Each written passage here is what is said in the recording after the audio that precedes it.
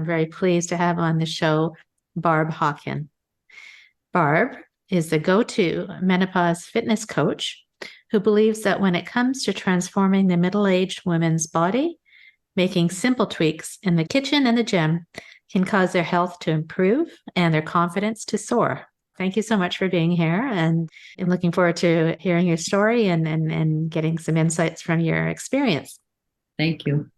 Yes. So, Barb, many of the listeners of this podcast are women who are going through a transition in their lives, as we discussed, and this could be career transitions, or it could be relationships or transitions or health changes. And you also experienced these changes in your life, and especially when it came to your health. So maybe you could share a little bit of your story and what happened to you and what led you to what you're doing today. Sure. Thank you so much for the opportunity. So I will fast forward from when I was 16/17 years old, when I started my fit life. We didn't call it back then. I just loved working out in the gym. And I have had 4 sons, as you said, and I homeschooled them. So it was kind of crazy. Oh, wow. Okay. So I did not work out, train is what we say, for about 8 years. In my 40s, like a really important time. You don't really want to take that time off, but I had to because they were small. So then at 47, I just kind of said, hey, 2 are going off to college. I'm going to get myself back into shape, because I was doing cardio like a lot of gals my age. That's how we were raised, right? Let's do cardio.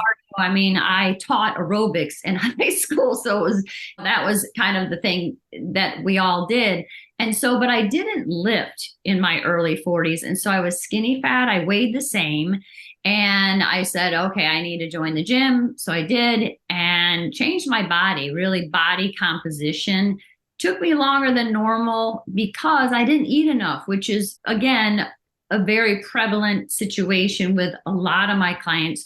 When they come see me, they're just not eating enough. Again, in the 80s and 90s, we were told kind of to diet all the time, don't eat any fat, and kind of to remain skinny. And so a lot of issues, metabolic health suffers, adrenals, because we will do a lot of cardio. We won't sleep or rest very often. And so it took me a little bit longer. It took me a year and a half to really totally recomp my body, which is a little bit longer because I didn't need to lose any weight.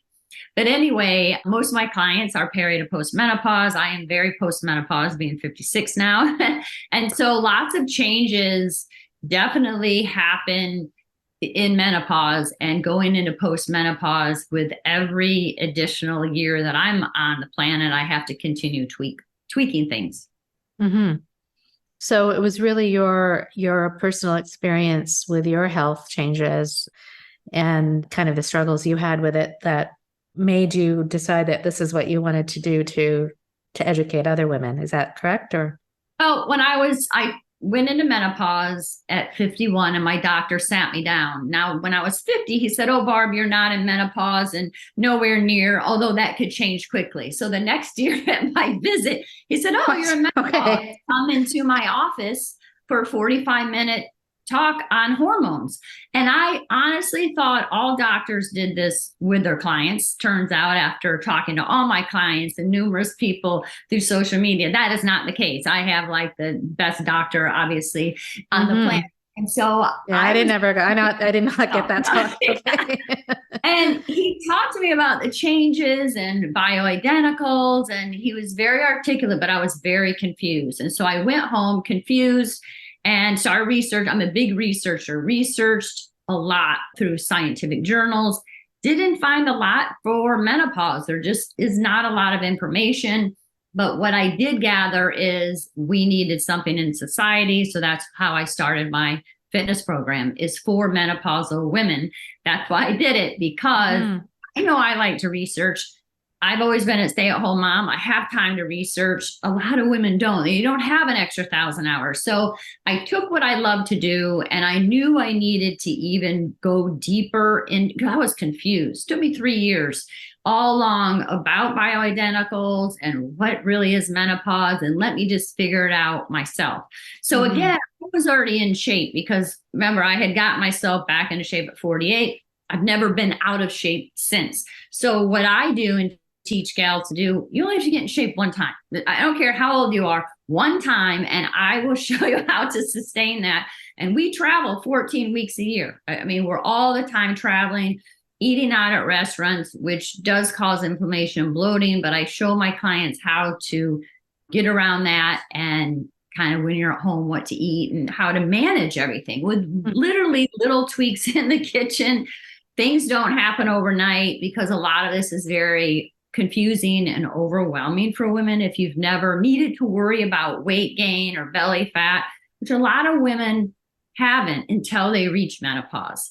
And there's a lot of different contradictory stories surrounding it, especially if you're dealing with, say, a younger coach trying to teach about menopause, which is the case because we're the ones with all the money. Okay, 50-year-olds have all the money versus 30-year-olds. That's a known fact, right? We have the wealth. So if you were, it's not downing on them, but if you are a 30-year-old and you want to attract clients, yeah, you want to tap women who are usually 45, 50. People see me coming when I walk into a store. Oh, here comes Barb. Let's sell her something because I'll buy anything practically, right? It's just we do that. And so, it's like, oh, sounds great. Here's my credit card. And so people know that. And so there's a lot of confusion, especially if you have a coach who hasn't even had children, she hasn't raised kids, dealt with husbands, how to raise them, and all that, plus your own changing body, which definitely happens a good 10 years before menopause. I realized that when I was around 42 and a half, that my body was changing. The belly, it's like, dang, what's this? I started doing Pilates, and the Pilates will help a little bit. But then once you get closer to menopause, I really had to up the game. And I did, obviously, at 47, 48, and I still do today, being 56. Yeah, well, I love that. Thanks for sharing. I think it's really important. Like what you said is that it's your experience and you were confused yourself. So you did the research and took the time to figure it out. And that's what you're teaching. And I think that's really important when you're seeking out a coach or somebody who seeking guidance from is like, do they have the experience? Have they lived what you are going through? And the same with me as a career life transitions coach. I went through the transition in my career and I figured it out that this is the emotions that you go through. This is what you have to deal with. And this is how you get through it. But so, that's really important to have somebody with a lived experience. And so let me ask you touched on it briefly, but why, like just the fundamentals. So why does the body change so much and so rapidly in midlife? And you said you had this 45-minute talk with your doctor about hormones. And I thought, I don't want that right now, but just maybe a high level. I mean, I know from a biology background, but maybe for our listeners, like, why does it happen? Yeah. So what happens is as you get closer to menopause is your main thing is estrogen starts dropping. And so all of your sex hormones, progesterone, testosterone are affected by that. And also all of your hormones, right? Vitamin D, cortisol, your thyroid, which is the great regulator. And they all kind of become imbalanced. So a lot of gals, I'm not saying to go on bioidenticals. This is just what's happening in your body. When that drop in estrogen, it means the fat production, the distribution happens all over your body quickly. You will wake up and have belly fat. You'll have jiggle here. You'll have bra fat, weird places like, my word. And it literally does come out of almost nowhere because the whole menopause from peri to post is just 2 years. Where a man, like my husband is 63, 7 years older than me. So a man, he'll go through something similar, but it'll be 10 years. So he will be like, okay, I'm getting older, a little slower. Maybe I'm putting on a little belly fat, but he has time to look at his body and change. For a woman, 2 years, you might think, wow, that's a long time, but it's not, because by the time you figure things out, you're usually 6 months in and you're like, wow, I think I'm getting a little belly fat. And that is because of this drop in estrogen. Now, if you want to go on bioidenticals, it's good because it helps with certain cancers, because when you have a reduction, this really loss in estrogen, then cardiovascular disease increases, diabetes, osteoporosis, the whole bone. That's what we were told our whole life. Take care of your bones because you don't want to get osteoporosis. And also dementia increases. So these are risk factors that you can talk with your doctor about and also research, but that's the advantage of bioidenticals. Plus your hormones will be level, so no more hot flashes, night sweats. You'll have energy in the evening. And so you still need a weight train though to build muscle and strong bones. You can't just go on bioidenticals and then sit back and drink margaritas every night. It's not going to work. So also what happens is in middle age, one thing is a great phenomenon. We're not sure, but there's studies about why women just don't exercise anymore. They're less active, middle-aged women for some reason. So coupled with menopause, because when, again, this loss in estrogen, your muscle mass begins to decrease as well. So it's quite a fight if you think about that. Okay, now I have to do something to reduce the fat, increase my muscle because I want to be toned. No one wants a flabby body normally. And I also want to be strong, right? I need to have strong bones because I don't want to get osteoporosis. I've seen pictures and I don't want that. And so weight training is the number one issue to do. It's the number one thing. It's also the number one thing you can do to prevent Alzheimer's right now, according to Dr. Huberman. He did a couple different studies on that. So it's really important. I do have the dementia gene. I have one gene. So of course, I'm definitely always lifting. It's really important for me. Obviously, my mom has level 6 dementia. I've seen it. It's in my family. And so I have it. And so but even if I didn't, okay, it's that decrease in our hormones that can lead to an increased risk. So just it's kind of, I encourage all my clients, do a little research yourself. Okay. You find that sort of information online readily, but the confusion comes in how much to exercise, what kind of exercise. Should you do cardio? Should you do strength training? That women get confused on that. Yeah. I know a lot about this, but I didn't actually, when you said that about the 2 years, that just kind of hit me as like, oh, I didn't even acknowledge, really think about that because it is 2 years, which is a short amount of time where all these changes, hormone, your estrogen going down, your belly fat going up, all these things, muscle mass going down. So there's all these things happening at once. And it's only 2 years where you average, right, versus men, which is interesting. I never thought of that. But yeah, so I guess when we are experiencing this as women, what do you feel is the biggest in your experience and with your clients, and yourself, what is the biggest kind of barrier that you see to weight loss, but also not just losing the weight, but keeping it off? And I'm 57, so we're on the same age. So we've all heard that eat more or eat less and exercise more, right? And how is that debunked and what should women do instead? Yeah. So I always say, and on my socials, eat more and do less, for sure, 100%. So again, we were raised to do a lot of cardio, but that is getting better. A lot of gals now know, gosh, that's not changing my body, right? Because cardio takes a lot of oxygen and muscle needs a lot of oxygen to be on your body also. So your body's number one goal is to keep you healthy and breathing without, right? So if you're going for a run on the treadmill or outside, your body's like, wow, this girl's like practically killing herself. Let's unload some of that muscle from her body so she's lighter and she can breathe better. That's what happens. So if you notice, if you do a lot of HIIT or if you are a runner, your whole body shrinks, not certain areas. Okay. And so it's okay to do that cardio, but you want to prioritize lifting. So you build this lean muscle here. And the more lean muscle you have, the more fat you can burn off through metabolism, just sitting watching Netflix. That's what the whole goal is. More lean muscle, less fat. But the biggest thing is, number one, getting people to understand that, getting gals to kind of love lifting weights, getting them to lift heavy enough, progressively heavy. So if you start off with 5 pounds, okay, in a month, hopefully you're lifting 8 pounds of the same type of exercise, or you're still lifting the 5 pounds, but maybe hitting 12 reps instead of 10. That's progressive overload. So, and really continually lifting heavier when you can. And the big thing though is food, because I think a lot of gals kind of like to work out. They like to either at home or in the gym, but it comes to the food. And in menopause, I will say firsthand that is because I like to eat. I'm a power lifter. I'm a state record holder power lifter. I got a state record in April on the squat.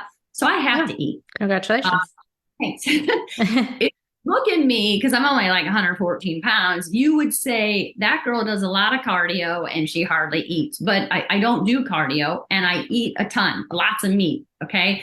But because I lift heavy, I need to eat, and it goes to my body and builds lean muscle tissue and power and strength for my personal goals.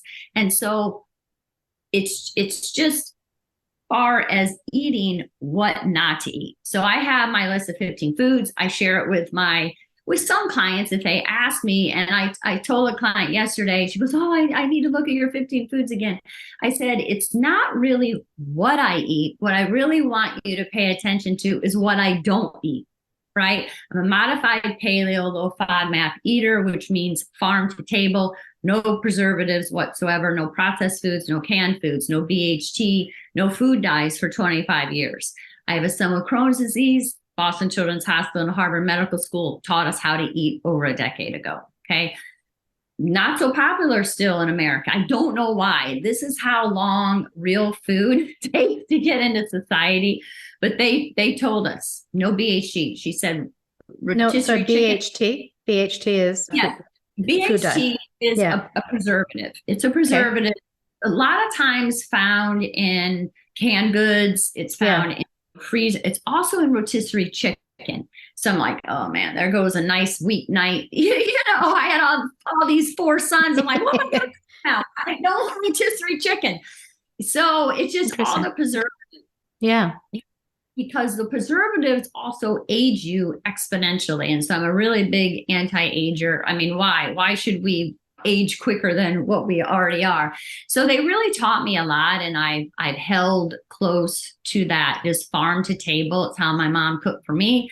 It's not, very honestly, how I cooked all the time for my kids when I was very busy homeschooling them, but it is definitely the way that we have been eating for the most part the past 15, 20 years. But very challenging when you're eating out, especially seed oils, which are in every restaurant practically. Very, very difficult because they coat the pan with seed oils. They'll put seed oil on the grill. Okay, even if you say I'm allergic to seed oils, can use butter. They will be very frank with you and say, we can try, but this, that, the other thing already has it on it. You know that, but that will cause you inflammation. I always say a lot of gals, we kind of have fat in our bellies, but so much of it is not fat, but it's bloat and inflammation from our foods. Mm-hmm. And so I'm not saying 100% of the time, because again, we travel so much. I am consumed with a lot of these yucky foods when we're traveling. So what I can only do is control what I eat at home. And so that's what I really try to help my clients is you can cook double meat or whatever, more veggies at night, just like when you were cooking for your kids and packing their lunch for school the next day. Cook double and triple and take it to work the next day, because the worst thing is you're so starving when you get home from work and you're just grabbing things. Mm-hmm. And then usually it's things that aren't so good for us because someone in your household has purchased it, even though you don't want to eat it, and you'll eat it. And so it's really just little tweaks on meal prepping. Oh, okay. Like I have a lot of questions. Sorry. You said a lot of good information. So, okay. You mentioned things not to eat. And so like farm to table is what you should be eating if you can. So no processed foods, dyes, preservatives, canned food, canned goods and all that. And the interesting thing was the seed oils as well. So those are like grapeseed oils and any oils, like any. Think of hydrogenated vegetable oil, which is in practically all packaged food. So what I'd say is walk the perimeter of the grocery store and only reach in to get your coffee, as an example, because all the fresh food is on the perimeter. So if you look at a bakery item, it all has high fructose corn syrup. Okay, it's yummy, and because people don't cook with butter anymore. That is healthier for you. It's the best thing because it's what we need. Or ghee, right? Maybe. Or ghee. Pardon me? Or ghee. Yeah, for sure. Mm-hmm. For sure. Mm-hmm. Yeah. Sorry to interrupt. Go ahead. Yeah. Oh, no, that's okay. Yeah. Yeah. So that is the biggest thing. If you can just start reading food labels, or better yet, don't buy anything with a label. But for some, that could be kind of hardcore. It's not that hard though. So if you think about, okay, I want some veggies, I want some fruit, then I'm going to go back and I'm going to get some meat, fish, chicken, meat, whatever. Then you're going to go get some eggs and dairy if you eat cheese, butter. And then now you're back at the front of the store. You're going to take all that home. You're going to cook it very simply, like say your grandma used to, okay, with some butter, and or bake it or grill it. That way it doesn't have any preservatives on your meat.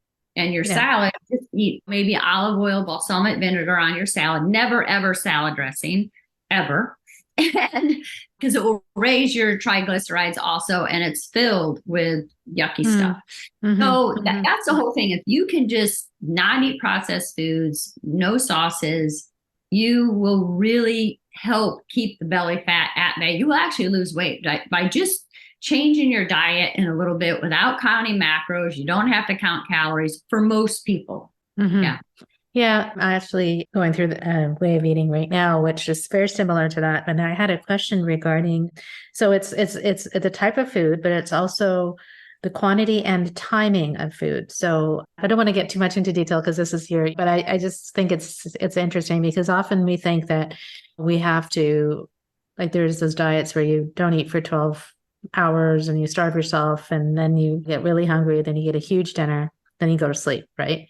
Whereas I think probably you'd agree is that having a few meals like every 3 or 4 hours or having something to eat keeps your insulin levels kind of steady. So any comment on that or? Yeah, no, that is true. And also because when you go into menopause, the drop in estrogen, and because it does increase your risk of diabetes. So I would even further that and say a lean protein every 3 hours, because remember, we're trying to build muscle. Doesn't mean we're going to get big and bulky. If you look, I'm not big and bulky at all. I don't want to be big and bulky. It would be impossible also because you have to eat tons of food and kind of be on drugs at this point, right? A lot of drugs to get bulky. And that serves a purpose for some like bodybuilders or something. But we don't want that. And so we want to eat the lean protein though, every 3.5 hours for sure. And like you said, to keep the blood sugar regular. I'm hypothyroid, so I've always eaten every 3 hours. It's have to. I get that drop in blood sugar and I don't feel well. And I have a lot of gals that are hypothyroid or Hashimoto's. It's just totally a lot of them on my programs. So you just kind of want to do that. I would never tell someone to be hungry or it's just not good for us. Now, fasting, you didn't bring it up, but as far as being into longevity, which I am, we do know that you don't want to eat right before you go to bed. You want 3 hours before your last meal and when you go to sleep, because when you go to sleep, that's when recovery happens. Your brain wakes up. You don't want your brain trying to tell your digestive system to chill out. So 3 hours is the rule. And then think about what the sun is doing. If you stop eating when the sun is going down and then eat, within an hour, hour and a half when it wakes up, that is true fasting around circadian rhythms. I do not believe in fasting until 2:00 in the afternoon. It's just not a natural state, especially women in menopause for sure. Because if I go 16, 17 hours without protein, I know it's really going to be hard to get my 1.2 or 1.3 grams of protein per pound of my body weight in that short amount of time. Yeah, it's so true that they just almost like following the sun, right? Yeah. Right? It is a type of fasting around the circadian rhythm. And so even if you do that, you're going to fast around 14 hours, which is still good for longevity, but you're not thinking, oh, I got to fast. I can't eat. It's just natural. Yeah. Yeah, it's very natural. You'll stop eating by 7:30. And then when you wake up, you'll start eating, it depends, maybe 9:00 or something. Yeah. Interesting. And so, Barb, you mentioned that you are like a bodybuilding, you're a champion in bodybuilding and that. And one of the things that powerlifting, sorry, totally powerlifting, different than sorry. bodybuilding. Yeah. That's okay. Yeah.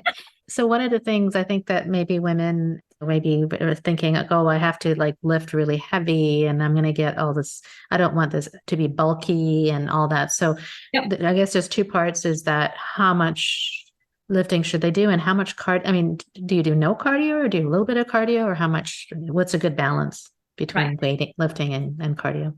Sure. So one of the things is some people say, oh, I don't want to power lift, which is squat, bench, and deadlift, right? Those are the big lifts. Can I do something else to get in shape? 100% yes. I got myself in rock star shape. I never lifted a barbell until I was 50. Remember, I got myself back in shape when I was 47 to 48. We just didn't lift a barbell growing up at all. And so I trained on machines, dumbbells, normal things, what you do at a gym, hip thrust being the number one. I did a triple body weight hip thrust when I was 50. I would hip thrust 345 pounds, which is a lot. And so, but with powerlifting, I don't hip thrust that much. It's just contradictory to what I need to be doing. So you can do anything, right? I could stop powerlifting today and go back and do more of a bodybuilding. That's really what I was doing, and be fine, stay in shape, no problem. Again, because my food is on point. Number one is your food. I cannot overstress that enough. You have to always eat real food, okay, for your body that's going to fuel your body. You have to eat enough. Most girls are eating in a chronic calorie deficit. You're not going to grow any muscle. You're not going to get lean and toned. So I actually tell a lot of my clients, eat like a sumo wrestler and train like one. And then maybe, just maybe, you might get some legs, because they don't eat enough. 1,400 calories. They think that's a lot. And I said, you were at such a calorie deficit for so long. That's why your body's not changing. Okay. I have eaten in a surplus 3 seasons in a row, all in menopause, to grow muscle, really gain 10 to 20 pounds each time. Again, mentally telling myself, now this took 6, 7, 8 months. And then I lost it every single time in the summer, which you can do in menopause. I have proven that. It wasn't just one time, it was 3 times. I ate like my son, who was a wrestler. He would force feed me, and I would eat 25 to 3,000 calories a day. Okay. I worked out daily. Yeah, I wasn't even a power lifter the first time around. I was ninja training, doing fun things. I would do pull-ups, whatever you want to do. It doesn't matter. Your body, when you feed yourself good food and lift, your body will reward you with a hot rocking body. It just will, because you will just keep building this lean toned muscle. And so if you can eat enough, which is the number one thing, then you can work out. I would lift 3 to 5 days a week, 45 minutes. Okay. When I decided to power lift, I hired a coach, because I didn't know anything about it. And he said, I want you to stop doing any kind of high intensity, because it's going to interfere with your recovery. He was right. I didn't listen for a year and a half, and I couldn't lift then. I would go and I'd do this 45-minute HIIT class, and I was so exhausted later, and I really couldn't then lift to my ability. And so I finally stopped doing that. And he goes, you are going to only train 45 minutes, 4 days a week. Great. I started my business. So I only lifted 3 days a week, right? Because I was so busy with the boys and my business. I got a state record power lifter on lifting 3 days a week for 45 minutes each time. Again, because my food, and when I do lift, I'm serious. I'm not playing on my phone. You're in the gym and you're pretty focused, because I thought, why do I want to spend 2 hours in the gym like I used to when I was in my 2 hours? Yeah. A lot of women, right? I thought that's what it took, afraid to take a day off. I was so exhausted. My adrenals were shot, and I wasn't recovering. I really wasn't building a lot of muscle. To hip thrust 345 pounds. Now, my genetics aren't really great for booty building, although I do have one now. But 345, I should have had, really rocking booty, but I didn't, because I didn't eat enough, right? And so women are so afraid to eat. I was. I don't want to eat carbs. Oh, I'll get fat. And once you start adding a little bit of food in that first 4 days, your belly gets a little bit big, just a little bit. You know your body, and then you freak out, because what happens is the water is going to attach to the carbs, and it's going to kind of fill your belly a little bit. It takes about 10 days for your body to realize, oh, wow, this girl's like finally eating. I'm going to fix her metabolism, because if you're eating in a chronic deficit, your metabolism is shot. That's why people think, I'm going to eat less, I'm going to do more. And so they're ruining their metabolism, especially in menopause, as they're doing that. And so the best thing to perk up your metabolism is to eat more. Okay, 200 calories more this week. How's that going? Wow, I feel really good. Then the next week, add another 100 calories. This is not, because see, the thing of it is fat doesn't come on overnight. You will have plenty of time to realize, oh, I'm actually not getting fat. I'm actually, God, my arms look pretty good because I'm lifting and I'm adding just a little bit more food closer to my maintenance, because I know if I'm eating at least maintenance or 100 calories surplus, my body will reward me with some lean muscle. It's the only way to do it. You cannot build muscle in a calorie deficit. Right. Makes sense. So it's a big spinning around, and then also your metabolism will get shot. I have a new course coming out. It's all about metabolism. And so metabolic health, that's what happens in menopause, because it's against us anyway. Yes. Yeah, a lot of this seems logical, but we've been so ingrained in our society as to what we should do. And I'm so glad that you're teaching this, and especially for women in menopause, it's so important to learn this. But I wanted to kind of maybe switch a little bit and talk a little bit about our mindset, and especially around confidence, and to take the next step in, like, as we're in menopause or looking at what's next, there's often that feeling of I can't do this, or fear, and lack of confidence. And this could also happen because we've gained weight, or we're not sure what's happening with our bodies. So maybe talk to me a little bit about that, and from your experience, how do we build that confidence to take the next steps? So I was a homeschool mom, very quiet, and I'm really an introvert. But as you can see now, I'm kind of not. So what happened was, by changing my body, again, I was always thin just because I had an experience when I was 20. After I taught aerobics, I was a hefty girl for about 10 months and very depressed, low self-esteem. And one day I was so fed up with myself at 20 that I vowed I would never, ever let myself go again. Never told my husband, never told him that. I vowed to myself, and I kept my promise. I never let myself get so irresponsible with food. I mean, I had chocolate stains. I love ice cream. I ate chocolate ice cream every day. I wasn't teaching aerobics anymore. I moved to Sarasota, nice beach town where I live now. My parents were here, and, I just did nothing. And so, I gained weight, but that whole mental depression, never did it again. So I was always lean, thin, but as I changed my body when I was 47 to 48, I changed inside. I was like, wow, I really became more outspoken, more confident in that way, because I've always been a big researcher. I was a homeschool mom, so always a researcher, and would teach not only my sons, but other kids and stuff like that, but never really out there, would never get on film like I do daily on social media. And so it really changed me. It's kind of like, we call it the deadlift effect. Once you start, women, and I've had almost all my clients, when they get in shape, they're like, whoa, this is, your whole mind opens up. And I tell people, it doesn't mean you want to leave your husband. It's not like a midlife crisis in that way. Yeah. Just because menopause is so challenging, hot flashes and things like that, it can make you really grumpy. I went through complacency in menopause, even though I was on bioidenticals. I told no one, not my kids, not my husband. I was like, wow, I don't feel like getting up today. This is really weird. And if I had not had a business, I could just stay in bed all day, right? I'm a stay-at-home mom. I could just hang out.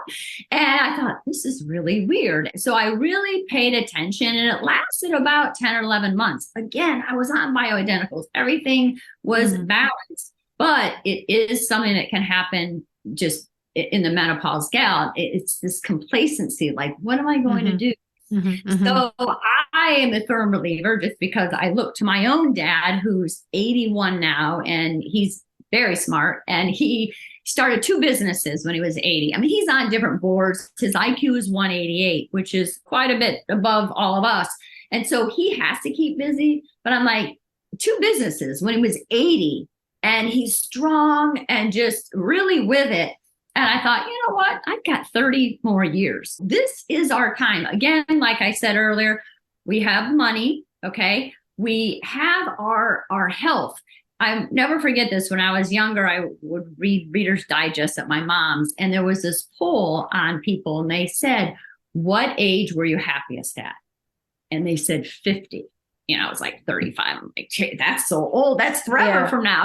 Yeah. And the reason why they said that was because they had their health, they had money. Most of the time back in those days, kids were gone. They were kind of empty nesters, so they could start traveling and be together. And I was like, wow, that is so true, right? Because when you're raising kids, it's like, you're barely sleeping and lots of stress. But at this point, it is a second blossom. It's a second bloom. And so a lot of my clients, I help them because I'm also a business coach with some of my clients. They want to do this too. They just want to go out and help people because that's what you do. You either volunteer, okay, at our age, or, do something to help people versus sitting around, as one of my estheticians said when she was 50 and I was 49. And she said, Barb, I just want a slow fade. And I go, what? What does that mean? She goes, just ride out into the sunset. I wasn't menopause yet. And I was like, wow, that sounds awful. I can't believe that she just said that. And so I really thought about that when I started my business also, because then I paid attention, and that is kind of the menopause kind of thing in our mind. Yeah.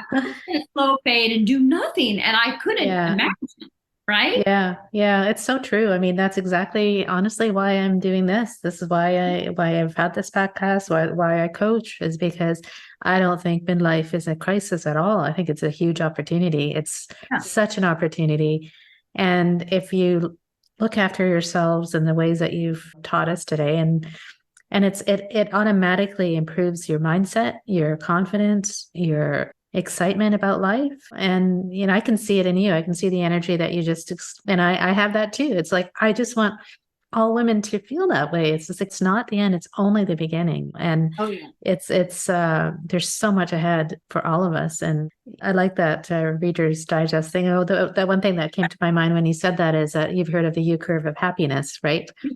Where the bottom is kind of at 50, but then it goes up. Like it's at a U curve, that this is a time when we're not looking after others. Now is the time to look after ourselves. And that's why I call it, it's my time now, because it's time to look after ourselves, time to not only physically, emotionally, mentally, and all of it together. And so that's why I like to hear from people like you who have these great examples of not only how you went through it, but how you're teaching others to go through it. So fantastic. That's great. So Barb, maybe you can tell us some of the programs you have. I know you have a lot. You're very active on social media, and tell us, our audience, how they can find you and what's going on right now with your business. Yeah. So the easiest way is my website, barbhawkenwellness.com. It lists the programs. I mainly do my one-on-one coaching. That is on a wait list right now. I do have openings coming up, I think 1 or 2 in November, but I have I have not offered a group program since February. And so I always think and take polls on what women want, what is happening now. And the belly fat is always a predominantly factor. And so we always work on that.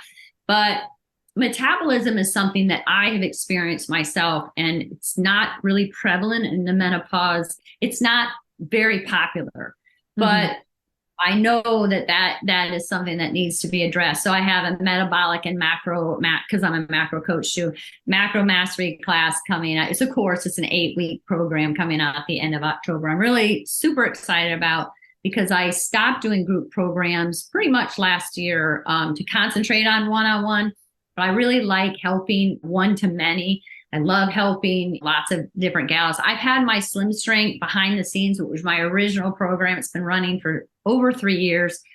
I have gals on it from the beginning that are still on it because it gives them accountability and motivation. And and that is back open again also. Those are my really main 3 programs, and it keeps me busy, the one-on-one. And then it's a high-level metabolic course. And then my Slim Strength is a lower cost, just kind of membership. Yeah. Wow. Sounds like you have some great options. That's wonderful. And we'll definitely have all the links. And I like how you have the combination of one-on-one and group. So Yeah. it depends on what people prefer, right? Yeah. So that's Mhm. fantastic. Well, thank you. This was really great. Is there anything you'd like to kind of end off with or any other I think comments you that have? was it. We really did a lot, like a full circle, I Yeah. feel today. Yes. Yeah, no, Yes. Awesome. Awesome. Well, thank you again. All these tips were very, very helpful. And I usually end up doing like a summary of the key takeaways. So we'll have those for you as well. And good luck with everything. And I appreciate all your insights and I look forward to all that's coming up for you. thank you. You too. Thank All you. right. Take care. Okay. Okay.